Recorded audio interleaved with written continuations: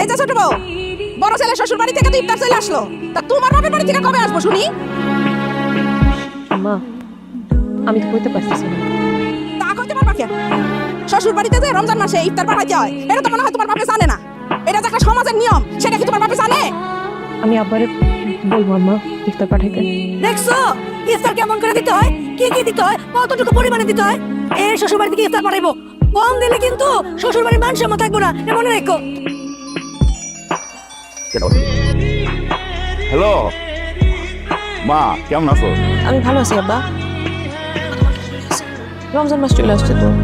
হ, ঈদ তো দেরি আছে। আমার কিছু দিতে হবে তো, আমি ব্যবস্থা করে বললাম। আব্বা ঈদ তো মেলা দেরি, আমিও জানি। ইফতার তো দিতে হইব।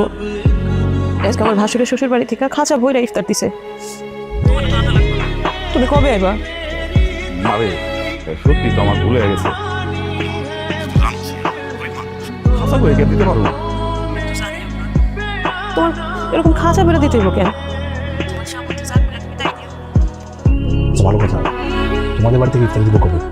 আমারও তো বাড়ির আশেপাশে লোকজন জিজ্ঞেস করছে শ্বশুর বাড়ি থেকে ইফতার আছে। আব্বারে তো কইছি ইফতার নিয়ে আইতে, কিন্তু আমার আব্বা তো গরিব মানুষ। হ্যাঁ, এত ইফতারি আনবো কই থেকে? আহা, তোমার আব্বার যতটুকু সামর্থ্য করলে ততটুকুই আনবো। এখন একটা মান সম্মানের ব্যাপার। বিয়ার পরে তো এই পর্যন্ত তোমাকে বাড়িতে তুই একজন লোক নিয়ে বেড়াইতে যাইতে পারি না। এগুলো নিয়ে খোটা দেয়, আমার তো ছোট হইতে হয়, তাই না? আমার নিয়ে যখন এতই অসুবিধা দিলে আমার বিয়ে করছিল কেন? জানোই তো আমার নাম গরিব মানুষ, এত কিছু দিতে পারবো না, করতে পারবো না। আহা, আরে কথায় কথা কান্দো কেন? মাথা মতো ইফতার সময় হয়ে গেছে, ইফতার করতে হবে। ইফতার করে ইফতার বাদ দাও তো। মানে তুমি তুমি আগে আমি কিছু হচ্ছে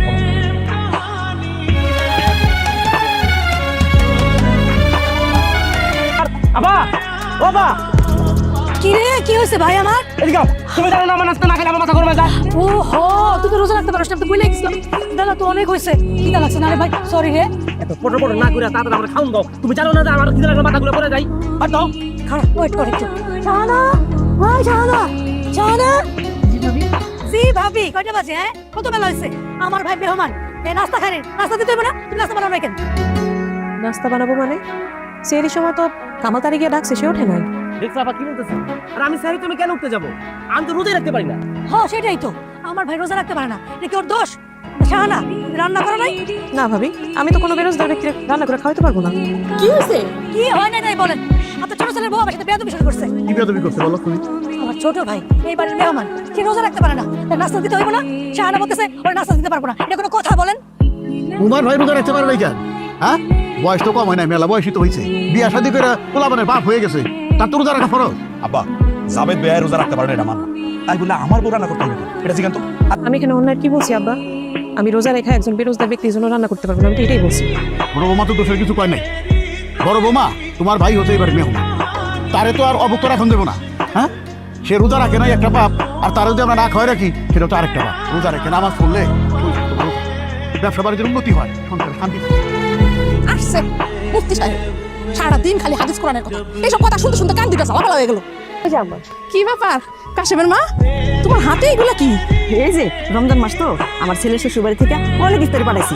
প্রতিবেশীদের দিয়ে তো একটু খাইতে হয়, তাই না? দিলে আবার সোয়াবও হয়। এই যে দেখছো, প্রতিবেশীর বাড়ি থেকে ইফতারি চলে আসছে, তোমার বাপে কবে দিব? হ্যাঁ, তোমার বাপের তো কোনো খবর নাই। আমারও তো মানুষের বাড়িতে ইফতারি পাঠাইতে, না দিলে তো মান সম্মান কিছু থাকবো না। বৌমা, তোমার শাশুড়ি কথা মন্দ বলে না, সমাজ বলে তো একটা কথা আছে। কি ব্যাপার শাহানা? কি হয়েছে? এই জায়গায় বসে বসে কেন? নাকি রোজা রেখে শরীর খারাপ লাগতেছে? আব্বা আজকে ইফতার নিয়ে আসার কথা, এখনো আসে নাই। আমার মনে হয় কি তোমার আব্বার টাকা জোগাড় করতে পারে। শোনো, তুমি যদি চাও আমি ইফতার কিনে তোমার আব্বার কাছে দিয়ে আসি, সেই ইফতার তোমার আব্বা নিয়ে আসো, সমস্যা কি? আমাকে দিন তো আর সবসময় একরকম থাকবে না, তাই না? দেখো, একসময় তুমি দুই হাতে টাকা কামাইবা, তখন আমাকে কেউ কিছু করতে পারবে না। তোমার আব্বা যদি ইফতার না নিয়ে আসে, তাহলে তো মা আর ভাবির কথা জ্বালা তুমি এই বাড়িতে থাকতেই পারো।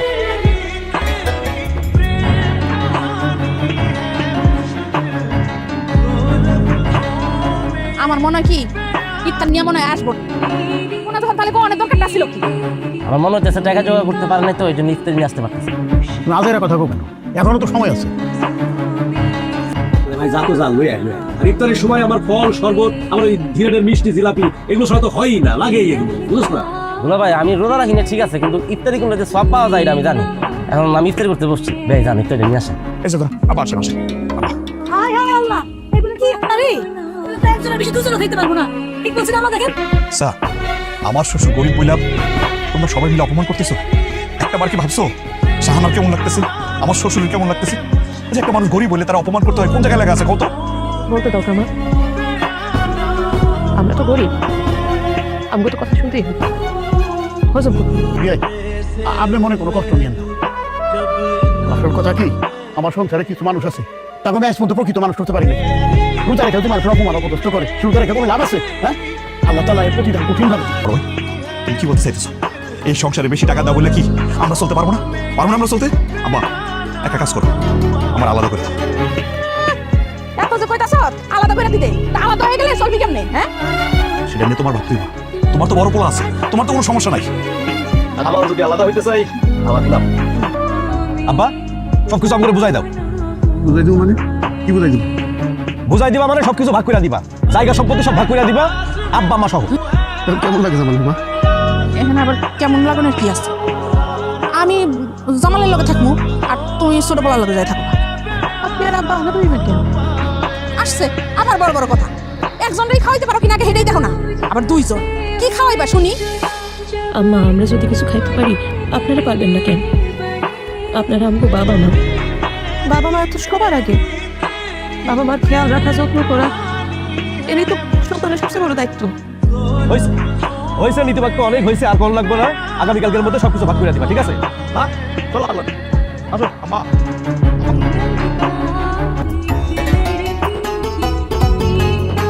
জানতাম তো যে ভালো কিছু দিয়ে খাওয়াইতে পারবা না আর এই যে যখন ভাগাভাগি হইতেছিল তখন কইতে পারলা না যে আমি আমার বড় পোলার লগে থাকবো তোমার মুখ এত চুপ থাকে আমি কি তোমার যায় কইছি যে খাইতে আমার অসুবিধা হইতেছে এই তুমি নাই চোখান তোর কে আইতে কইছি দেখেন বয়স হইতেছে এখন একটু জিতটা কমান জামালের বউ মাংস রান্না করছে চলেন খাইবেন জামালের বোর হাতের রান্না মুরগি মাংস তুমি খাওয়া যায় বুঝছো আমার খাওয়া লাগবে জাগর মধ্যে কোনো মনুষ্যত্ব নাই তারপর ঘোরা দিতে আব্বা তোমার বয়স হয়েছে এই বয়সে ভালো মন্দ খাওয়া দরকার তাহলে তোমার শরীরটা ভালো থাকবে যাও বড় ভাই ঘরে যাবে খাও আমি তোর একবার কইছি আমার শরীর ভালো না আমি ভালোই আছি বুঝা পারলি বোমা ডাইল দাও আরে তোর মার দেবে কিন্তু যাইতাছি বুইরা হয়ে গেছে এখন পর্যন্ত জিতটা কমে না দেখো তো এই জিত কদিন থাকি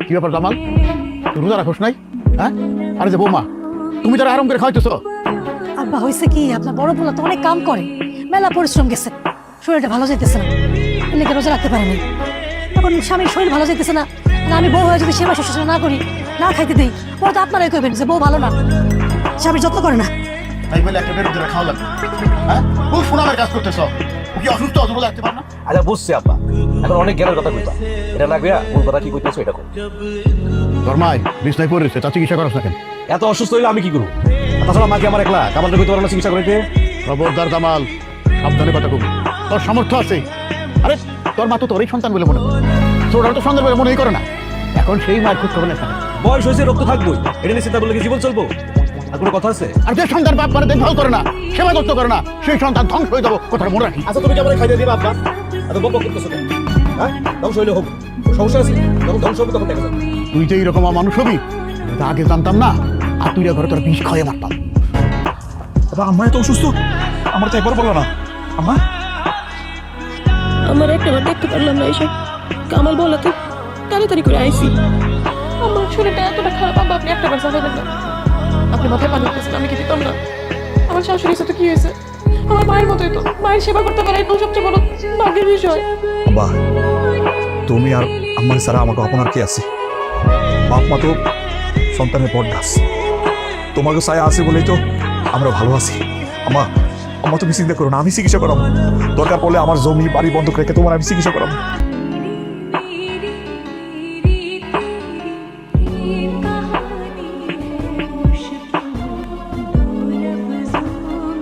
জুবাইর বাইরে আমি তো তোকে বাড়িতে যাইতেছিলাম বাড়িতে তুই বিদেশ থেকে আইসস হাতে টাকা পয়সা আছে আমার আম্মা অসুস্থ আমি না ওই আমাদের বাড়ির একটা অংশ জমি বেশ ভাই আমি তো বাড়ি গাড়ি করে ফেলেছি, এখন তো আমার জমি কেনার হচ্ছে টাকা পয়সা নাই। ভাই ভাই ভাই আমার অবস্থা খুব খারাপ, তুই না করিস না ভাই। আচ্ছা ঠিক আছে, তুই যদি কিনতে না পারোস তাহলে আমার জমিটা বন্ধক নে। আচ্ছা ঠিক আছে ভাই, জমির বন্ধ নেই। ঠিক আছে, রাতের বেলা মনে, হ্যাঁ? আচ্ছা ভাই।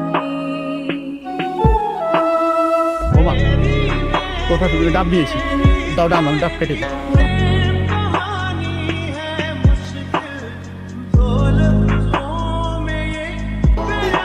মা এটা শেষ করেন আগে আসে আর একটু দিন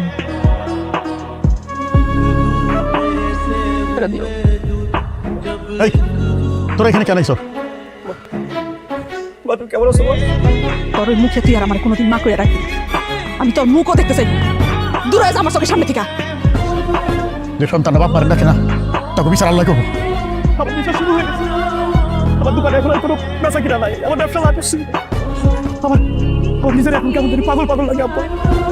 আমি ইমাম সাহেবের কাছে গেছিলাম। ইমাম সাহেব শুনে দিল, তুমি এমন কোনো অপরাধ করছো জানো না আল্লাহর আরশ কায় পাউস। আমি বিরাট বড় অপরাধ করছি। আমি আমার আব্বার সাথে খারাপ আচরণ করছি, তাদেরকে অপমান করছি, তাদেরকে খাইতে দিই নাই, তাদের সাথে আলাদা হয়ে গেছি। আমার মা আমার কাছে আসছিল, সে অসুস্থ আসছিল, আমি ডাক্তার দেখাই নাই, চিকিৎসা করাই নাই। আমি খুবই অন্যায় করছি, আমার ছোট ভাইয়ের সাথে অন্যায় করছি, ছোট ভাইয়ের বউয়ের সাথে অন্যায় করছি। ইমাম সাহেব আবার কইল, বাবা মা হইতেছে সন্তানের সবচেয়ে বড় সম্পদ, তাদেরকে যারা কষ্ট দেয় তারা তো আল্লাহর একদম নিকৃষ্ট বান্দা, তারা কোনো জান্নাতে যাইব না, তাদের ইবাদত কোনোদিন কবুল হইব না। মা, তুমি আমার মাফ করে দাও, মা।